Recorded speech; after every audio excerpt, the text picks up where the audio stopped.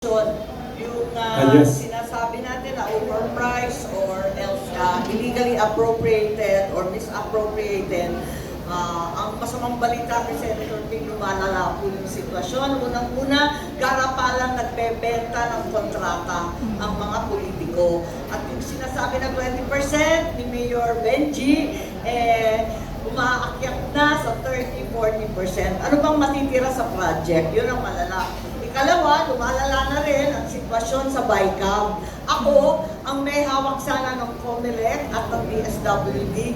Laking gulat ko, wala namang hiningi yung DSWD o yung COMELEC na 12 billion para sa PI. Biglang nagkaroon ng People's Initiative at may pondo pagkalaki-laki. Samantalang yung mga opisina na dinadaing ng mga COMELEC, wala pa rin. Pati yung sahod, lahat yan, na talagang kinakailangan nila, napunta pala sa PI. Ganon din yung AKAP, na nagulat naman ako, biglang may 26 billion para sa programa na never heard. Walang may alam at higit sa lahat, ang DSWD hindi alam kung anong isusulat doon, walang guidelines, walang formularyo, walang miski ano. Kaya lumalala yung sitwasyon. Dagdagan ko